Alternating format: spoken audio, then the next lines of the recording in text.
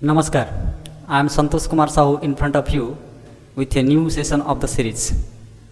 Dear friends, we already discussed 30 questions of this series, and in this session we will start from question number 31.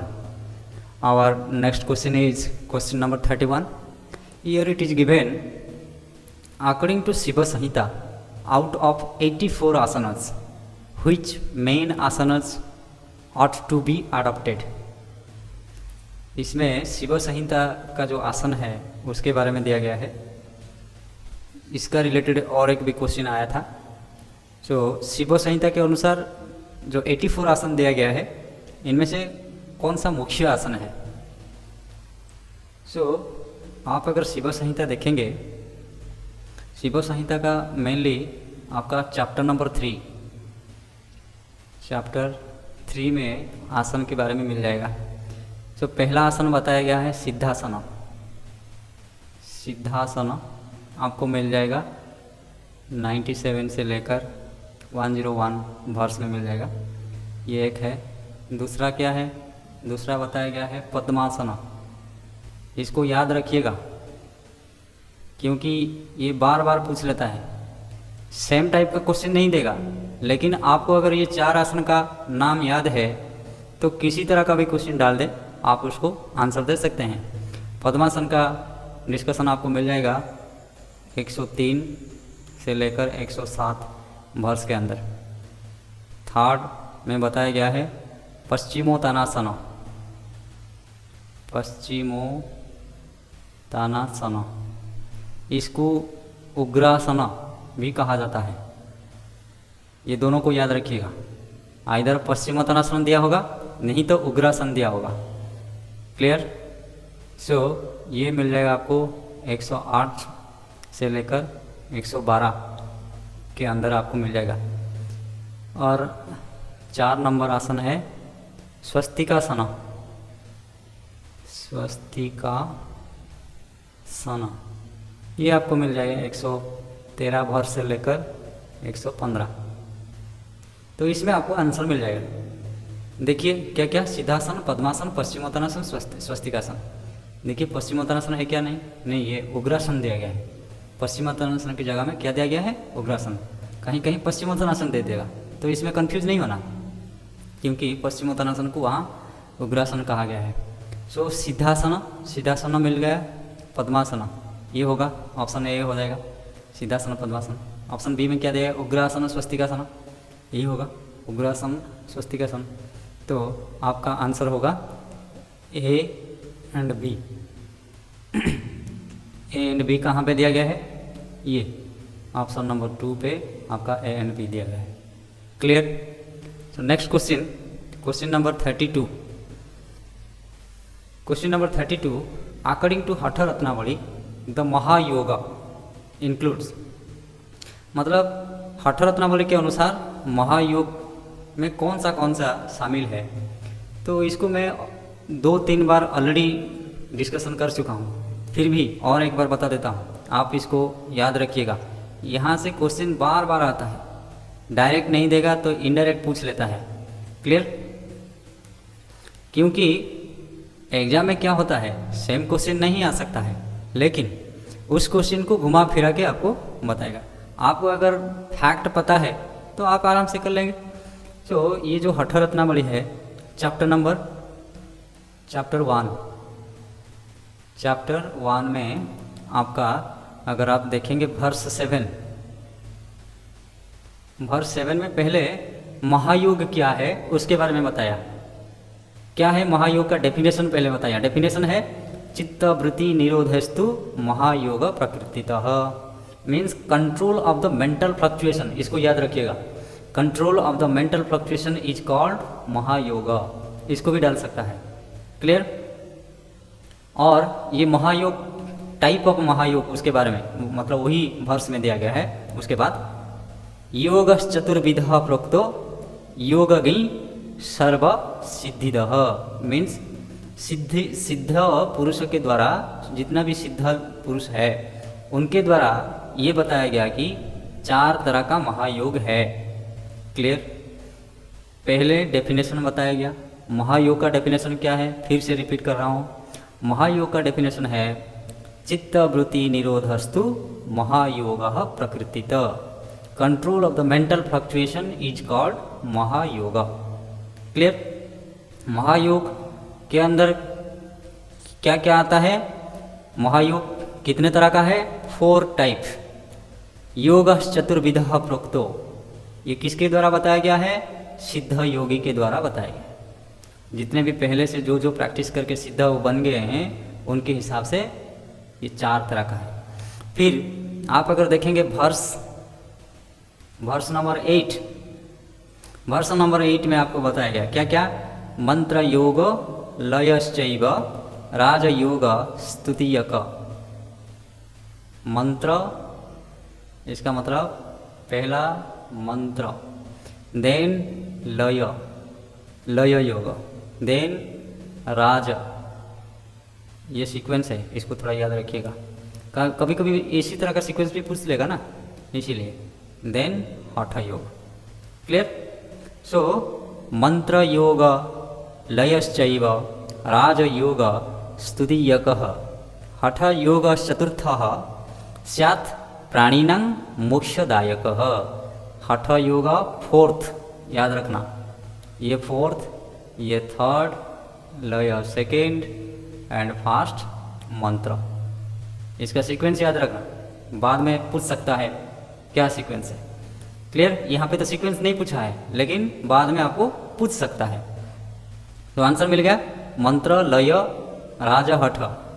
ये मंत्र लय यहाँ पे दिया गया है, तो ये हो गया मंत्र लय।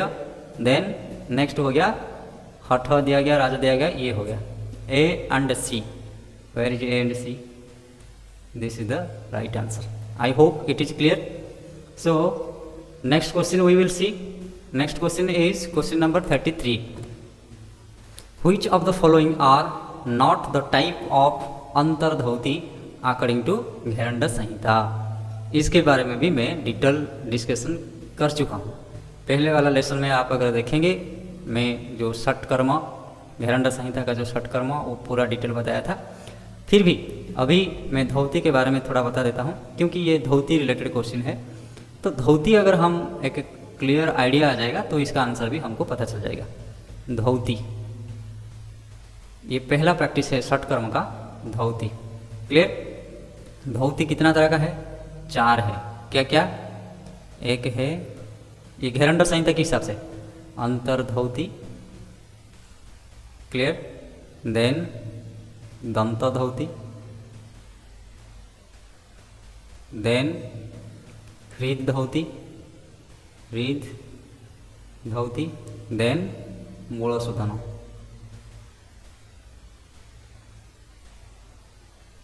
क्लियर। सो फिर इसका कैटेगरी दिया गया है। अंतर्धौती कितना है? अंतर्धौती 4। क्या क्या है अंतर्धौती में? क्या आएगा? बात सार, बरी सार, देन बन्ही सार, देन बहिष्कृत। इसको याद रखिएगा, बार बार यहाँ से क्वेश्चन आता है। देन दंत धौती कितना है? 5। टोटल 5 नंबर ऑफ दंत धौती। क्या क्या? दंत मूल, देन जिह्वा मूल, देन कर्णरंध्र। कर्णरंध्र कितना है? 2 हमारा कान है तो 2 होगा, ये 2 काउंट होगा। देन कपाल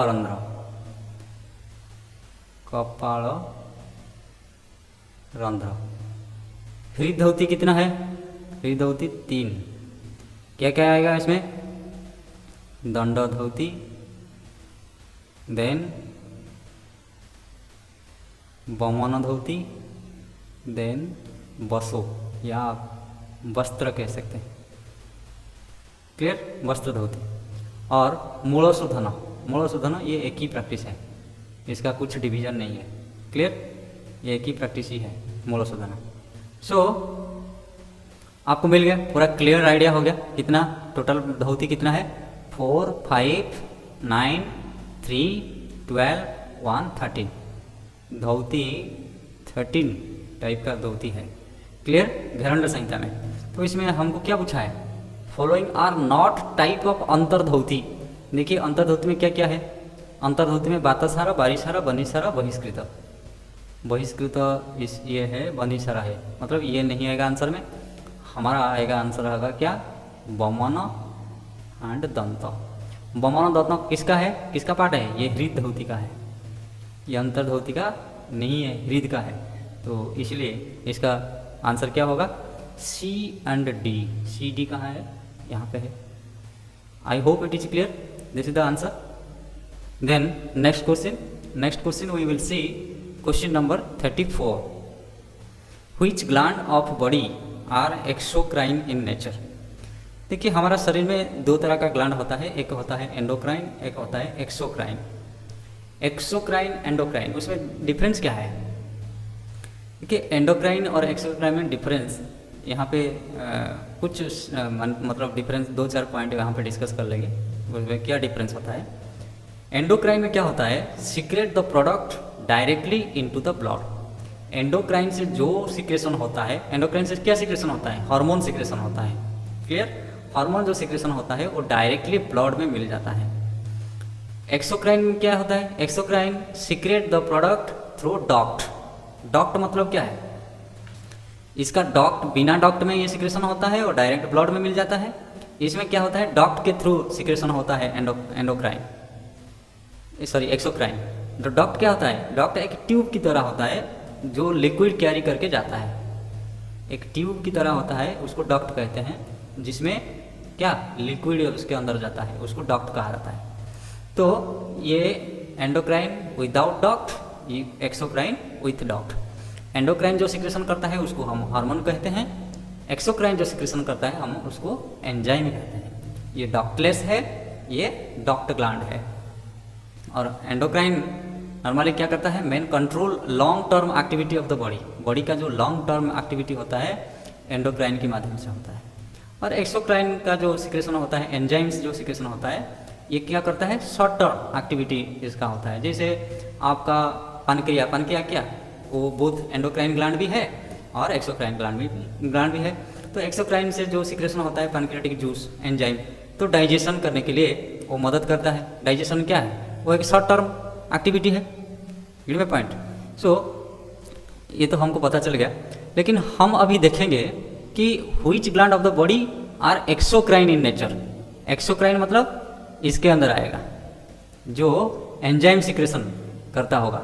देखिए ये यहाँ पे कुछ ग्लैंड कलेक्शन किया है, ग्लैंड का नाम लिखा है, ये एंडोक्राइन ग्लैंड है, एंडोक्राइन। क्लियर?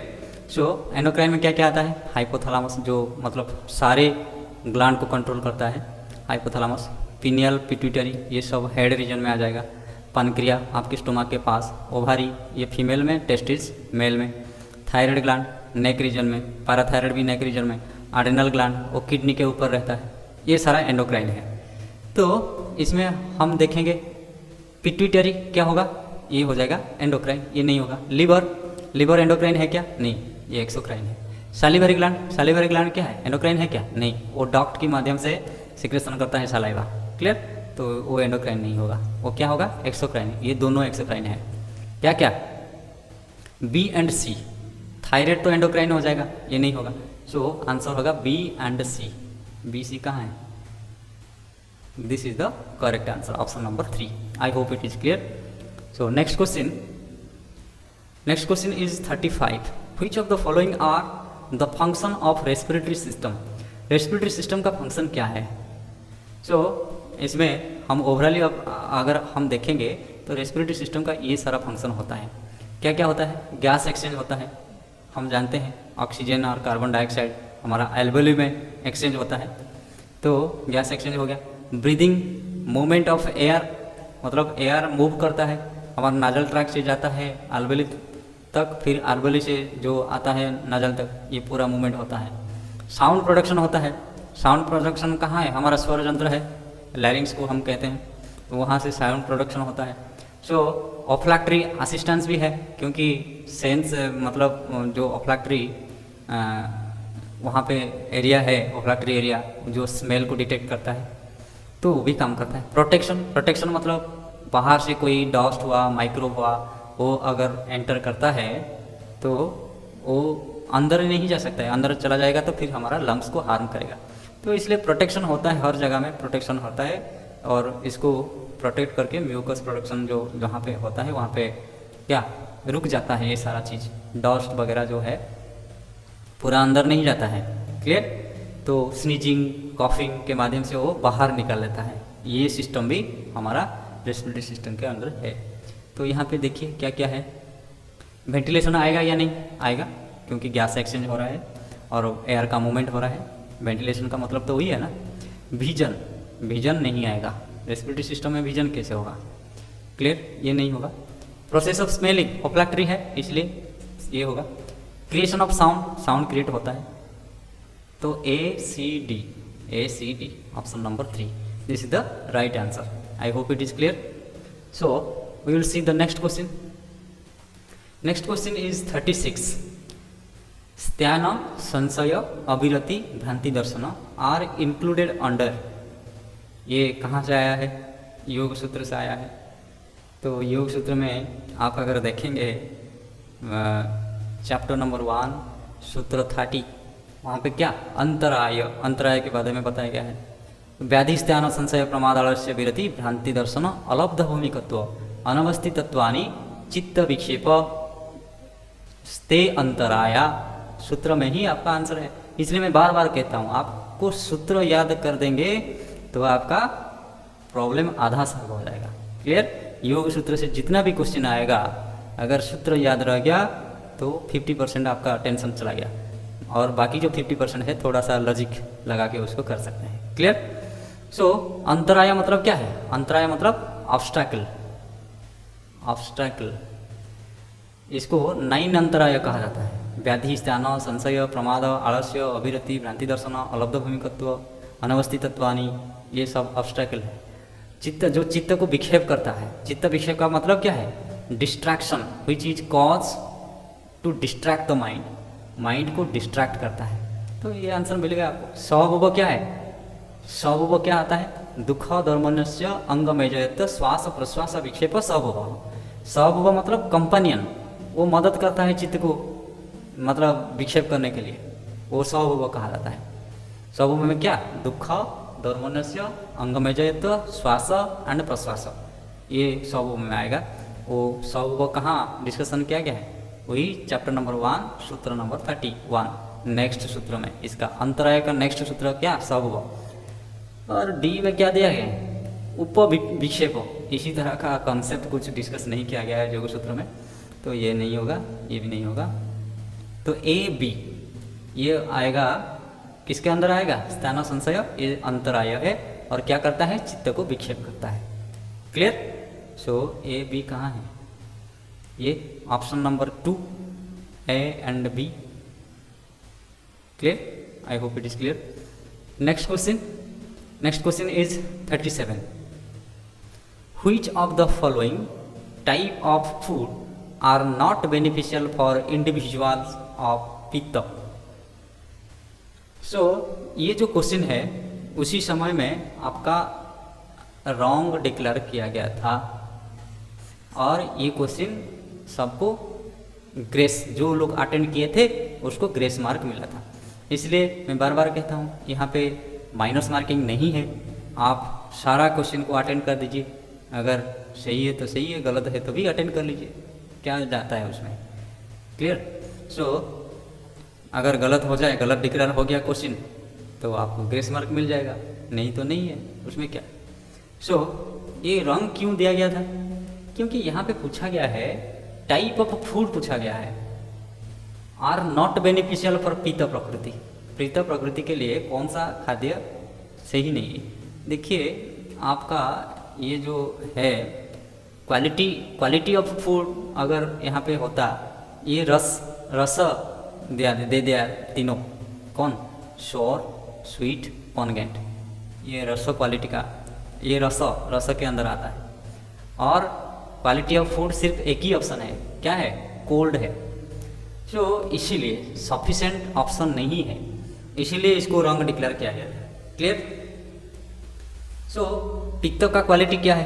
क्वालिटी ऑफ पित्त क्या है? क्वालिटी ऑफ पित्त, इसको थोड़ा याद रख लीजिएगा, नेक्स्ट क्वेश्चन में आपको मतलब काम में आएगा। क्वालिटी ऑफ पित्त,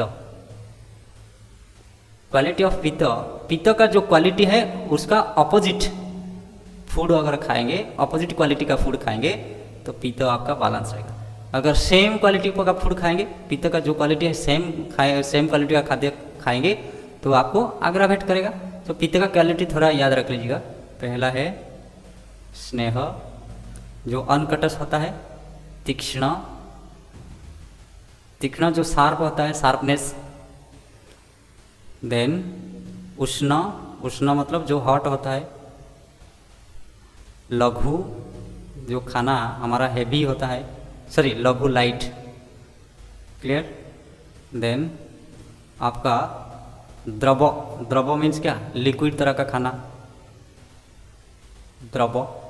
देन आपका सौर, सौर मतलब जो मोबिल, मोबाइल जो मूवमेंट होता है। सो ये है पित्त का क्वालिटी। आप अगर उसको फूड देंगे तो इसका उल्टा होगा। स्नेह का क्या होगा? रिक्ष, रिक्ष, रिक्ष मतलब ड्राईनेस, ड्राई फूड देंगे। अगर पित्त किसी का अग्रावेट हो रहा है, इम्बैलेंस हो गया तो उसको रुक्ष खाना देंगे। तीक्ष्ण का क्या होगा? तीक्ष्ण का मंद होगा, उनका इसका उल्टा मंद। उष्ण, उष्ण क्या होगा? शीत, शीत मतलब कोल्ड। क्लियर? लघु, लघु मतलब हैवी खाना देंगे, गुरु, गुरु उसका उल्टा होगा। द्रव, सांद्र, सांद्र मतलब सॉलिड, द्रव मतलब लिक्विड। क्लियर? सौर मोबिल एंड स्थिर, स्थिर वो इमोबिल। क्लियर? तो इसी तरह का क्वालिटी का फूड यहाँ पे कितना, ये ऑप्शन में एक ही है, कोल्ड, सिर्फ कोल्ड, शीत, शीत दिया गया है, कोल्ड दिया गया है। और एक अदर इसके अंदर से और एक दे देता तो इसमें आपको चुनने में क्या, आंसर चुनने में आसान होता। एक ही दिया है, सफिशिएंट नहीं है, तो इसीलिए उसको रॉन्ग डिक्लेयर किया गया है। I hope it is clear. Clear? Next question, question number 38। According to Ayurvedic text, disease occur mainly due to what? Imbalance of dosha, loss of immunity, malnutrition, imbalance of dhatu. तो हम जो हेल्थ और डिजीज का definition पढ़े थे आयुर्वेद में, क्या बताया गया था? सम दोष समाग्निश्च सम धातु मलक्रिय, मतलब दोष बैलेंस, अग्नि बैलेंस, धातु बैलेंस, मल बैलेंस। अगर बैलेंस रहेगा तो हेल्थ, इम्बैलेंस हो जाएगा तो डिजीज। सिंपली आंसर मिल गया आपको। इम्बैलेंस ऑफ दोष, इम्बैलेंस ऑफ धातु, इसका मतलब ये डिजीज है। गेट में पॉइंट? सो ये दोनों ही आपका आंसर होगा, A and D. A D कहाँ है? ए एंड डी, ये option number 4। Very simple. So definition अगर आपको याद है तो हो गया। समदोष समाग्निश्च समधातु मलक्रिया प्रसन्नात्मा इंद्रिय स्वास्थ्य इति अभिधीयते। क्लियर? प्रसन्न आत्मा इंद्रिय मन, ये तीनों अगर प्रसन्न रहेगा तो उसको क्या कहेंगे? स्वास्थ्य कहेंगे आयुर्वेद के हिसाब से। सो next question is 39। As per research evidence, reduction in blood pressure is associated with, so blood pressure reduce होने के लिए कौन मदद करता है? तो यहाँ पे देखिए, decrease in catecholamine, increase in catecholamine, decrease in cortisol, increase in cortisol. ये जो कैटेकोलामाइन दिया गया है तो इसका रूल क्या है? वो क्या करता है हमारे बॉडी में? कॉर्टिसोल क्या करता है?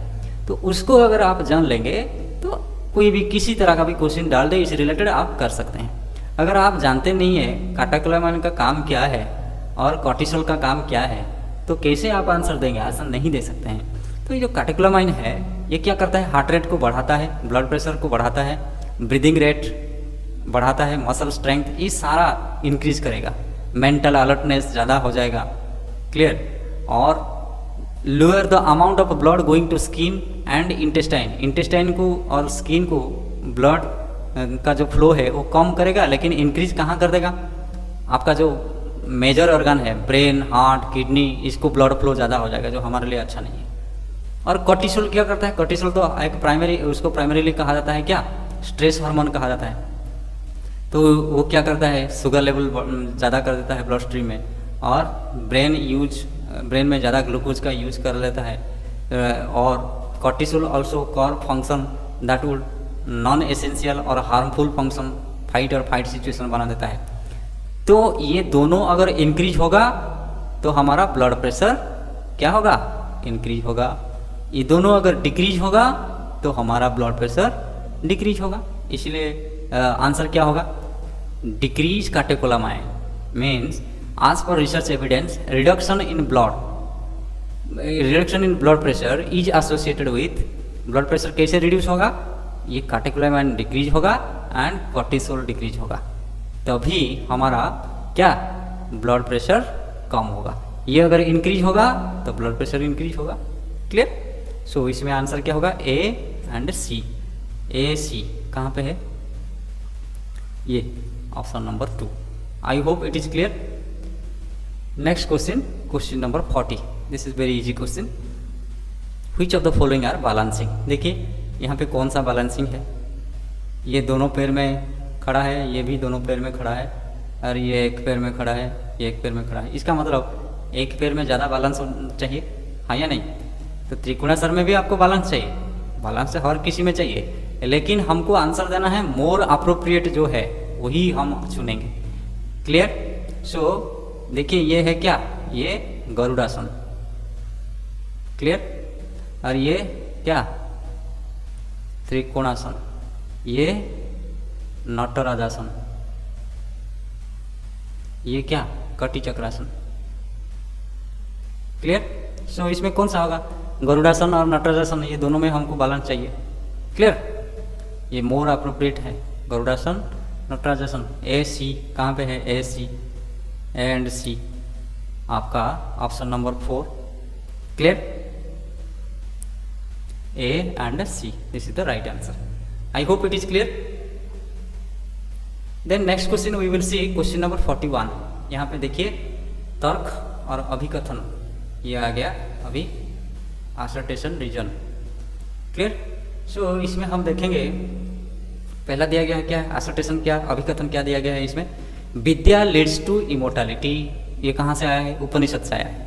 आप अगर देखेंगे ईशावासी उपनिषद में इसका जिक्र किया गया है। सो विद्या इमोर्टैलिटी, इसका मतलब विद्या से अमरत्व प्राप्त होता है। और उसका तर्क क्या दिया गया है, tattva gyan is the means to attain moksha. So देखिए ये जो सेकंड दिया गया है, तत्व ज्ञान मोक्ष प्राप्ति का साधन है, वो तो सही है, वो भी ये ए भी सही है, आर भी सही है। लेकिन ये जो रीजन तर्क जो दिया गया है, ये आइदर विद्या के बारे में अगर कुछ तर्क दिया होता या इमोर्टैलिटी के बारे में अगर कुछ तर्क दिया होता तो इसका ये करेक्ट एक्सप्लेनेशन हो सकता था। लेकिन ये एक्सप्लेन नहीं कर रहा है। ये तो सही है, तथ्य सही है, लेकिन एक्सप्लेन नहीं कर रहा है। तो इसीलिए इसका आंसर क्या होगा, both A and R true but R is not the correct explanation of A. ये जो ये आर हमारा जो तर्क ये एक्सप्लेन नहीं कर रहा है, किसके बारे में, ए के बारे में एक्सप्लेन नहीं कर रहा है। क्लियर। अगर ये विद्या या इमोर्टैलिटी के बारे में अगर कुछ एक्सप्लेन कर रहा होता तो आंसर होता है A1, लेकिन ये नहीं कर रहा है, इसलिए दोनों सही है लेकिन एक्सप्लेन नहीं कर रहा है। तो इसका आंसर होगा ये option number 2। I hope it is clear. Next question we will see question number 42, that here assertion is given mitahara is essential for practice of yoga। तर्क क्या दिया गया है, intake of sweet and uncooked food and remaining 1/4 part of stomach empty are the characteristic of mitahara। पहला line दिया गया है, मिताहार का काम क्या है, और दूसरा क्या बताया, मिताहार क्या है उसके बारे में बताया। तो वो पहले देखेंगे वो ट्रू है या फॉल्स है। जो यहाँ पे हमको जो इन्फॉर्मेशन दिया गया है वो इन्फॉर्मेशन सही या गलत है, पहला वाला सही है, क्योंकि हठ प्रदीपिका घेरंडा संहिता में मिताहार का जिक्र किया गया है। क्लियर? वो योग प्रैक्टिस के लिए मिताहार बहुत ज़रूरी है। ये तथ्य सही है, ये जो इन्फॉर्मेशन सही है। जो सेकंड जो दिया गया इन्फॉर्मेशन वो सही है या नहीं है? मिताहार के बारे में बताया गया है हठ प्रदीपिका में। क्या बताया गया? लेसन 1 में आप अगर देखेंगे, lesson 1 verse number 58, lesson 1 verse number 58, पहला चैप्टर में ही 58 वर्ष में दिया गया है। क्या दिया गया? सुस्निग्ध मधुर आहार चतुर्थांश विवर्जित भुज्यते शिव संप्रीति मिताहार शौच्यते। इसका मतलब क्या है? सुस्निग्ध, सुस्निग्ध मीन्स आपका सुस्निग्ध, अनकटस, मधुर, स्वीट, ये इस तरह का खाद्य लेंगे और क्या करेंगे? चतुर्थांश विवर्जित, 1/4 part of stomach empty. Clear? और एक कैरेक्टरिस्टिक क्या है? भुज्यते शिव संप्रीति means you have to offer to Shiva before eating. उसका उस कैरेक्टर को इसको यहाँ पे दिया नहीं है, लेकिन जो दिया है सही दिया है। These are the characteristic of mitahara. Clear? सो इसका आंसर क्या होगा? Both A and R true and R is the correct explanation of A. Clear? ये दोनों सही है और ये सही एक्सप्लेन भी कर रहा है, तो इसका आंसर होगा 1। आई hope it is clear. So next question 43। यहाँ पे आपका जो अभिकथन दिया गया है, क्या दिया गया है? Impure nadis are the obstacle in the stage of unmani bhava. इसका मतलब जो उन्मनी भाव के लिए हमारा अगर नाड़ी शुद्धि नहीं होगा, इम्प्योर होगा, तो वो ऑब्स्ट्रैकल बन जाता है। सो इन्फॉर्मेशन सही है, क्योंकि हठ प्रदीपिका में ये बताया गया है। मणा कुलासु नाड़ीषु मारुत नैव मध्यगः, ऐसा बताया गया है। सो उन्मनी भाव कैसे आएगा? क्लियर? सो उसका रीजन क्या दिया गया है? Nadi shodhana is essential before practice of pranayama. Nadi shodhana is essential before practice of, ये भी सही है, लेकिन ये एक्सप्लेन कर रहा है क्या? आपका जो असर्टेशन दिया गया है उसके बारे में कुछ एक्सप्लेन कर रहा है? कुछ भी एक्सप्लेन नहीं कर रहा है। क्लियर? उन्होंने बोला कि प्राणायाम करने से पहले नाड़ी शोधन करना है। क्लियर? सो इसमें आपका क्या इन्फॉर्मेशन सही है, जो तथ्य दिया गया वो सही है, लेकिन ये एक्सप्लेन नहीं कर रहा है, इसके बारे में एक्सप्लेन नहीं कर रहा है। सो इसका आंसर ये होगा, both A and R true but R is not the correct explanation of A. I hope it is clear. Next we will see question number 44. Here it is given that assertion in jaundice there is yellowish discoloration of skin and mucous membrane. jaundice जो disease है हमारा yellowish हो जाता है, हमारा skin yellow हो जाता है, हमारा नेल येलो हो जाता है, आंखों में येलो हो जाता है, यूरिन येलो हो जाता है, म्यूकस मेम्ब्रेन भी येलो हो जाता है। क्लियर? सो इसका तर्क क्या दिया गया है? Jaundice occur due to increase level of serum bilirubin. ये तथ्य पहले देखेंगे, ये करेक्ट है या नहीं। जंडिस के बारे में जो तथ्य दिया गया है वो करेक्ट है या है? नहीं है, क्योंकि जो जंडिस होता है वो हमारा जो सेरम बिलिरुबिन होता है, वो सेरम बिलिरुबिन अगर ज़्यादा हो जाएगा तो हमारा जंडिस होता है। तो ये जो सेरम बिलिरुबिन क्या है, कहाँ से आता है? ये एक येलो पिगमेंट है जो किसके द्वारा बनता है? ये बनता है during the normal breakdown of red blood cell. Clear? So जो रेड ब्लड सेल होता है उसमें जो ब्रेकडाउन होता है ब्लड सेल, तो उससे बनता है, और वो कहाँ जाता है? इट पासेस थ्रू लीवर के माध्यम से शरीर के हर हिस्सा को जाता है। तो अगर ज़्यादा बिलिरुबिन हो जाएगा, सेरम बिलिरुबिन अगर ज़्यादा होगा तो किसको डैमेज करेगा? लिवर एंड बाइल डक्ट को अफेक्ट करेगा। क्लियर? सो इसमें आपका दोनों सही है, ए भी सही है, इसका एक्सप्लेनेशन भी सही है। यहाँ पे जंडिस के बारे में दिया गया है और जंडिस क्यों होता है उसके बारे में भी दिया गया है। सो इसका आंसर क्या होगा? 1 होगा। Both A and R true and R is the correct explanation of A. This one the right answer. I hope it is clear. So next we will see question number 45. Observation method in psychology is a popular method of assessing personality. आप अगर personality को assess कर रहे हैं तो observe करना पड़ेगा, हाँ या नहीं? ये साइकोलॉजी रिलेटेड क्वेश्चन है। तो ऑब्जर्वेशन मेथड के द्वारा ही हम पर्सनालिटी को क्या कर सकते हैं, असेस कर सकते हैं। क्लियर? ये साइकोलॉजी के हिसाब से। और तर्क क्या दिया गया है? ऑब्जर्वेशन क्या है? Observation is to study the behaviour pattern of an individual in actual life situation. Actual life situation में कैसे एक इंडिविजुअल उनका जो मतलब बिहेवियर पैटर्न कैसा है उसको क्लोजली मॉनिटर करना, ऑब्जर्व करने को हम कहते हैं क्या? Observation method. Clear? Closely monitor करना किसको? बिहेवियर पैटर्न को। सो ये दोनों सही है। और इसका एक्सप्लेनेशन भी ये एक्सप्लेन भी कर रहा है ऑब्जर्वेशन मेथड क्या है। पहले तो ऑब्जर्वेशन मेथड कहाँ यूज होता है वो बताया, उसके बाद फिर एक्सप्लेन किया कि ऑब्जर्वेशन मेथड क्या है, तो वो सही है। तो इसका आंसर क्या होगा? Both A and R are true and R is the correct explanation of A. The option number 1. Clear? So I hope it is clear. और आज के लिए इतना ही। आप सभी का बहुत बहुत धन्यवाद। आप इतना पेशेंस के साथ यहाँ तक हमको सुने। अगर आप फेसबुक में हमको देख रहे हैं तो ज़रूर फॉलो कीजिए, लाइक कीजिए। यूट्यूब में अगर देख रहे हैं तो सब्सक्राइब कीजिए, अगर सब्सक्राइब नहीं किए तो लाइक कीजिए, शेयर कीजिए, कमेंट भी ज़रूर कीजिए। कमेंट आप दो तरह का दे सकते हैं, एक तो इम्प्रूवमेंट, कैसे इम्प्रूवमेंट होगा और कैसे इम्प्रूवमेंट हो सकता है और कैसे हमारा टीचिंग स्टाइल को मतलब इम्प्रूव कर सकते हैं।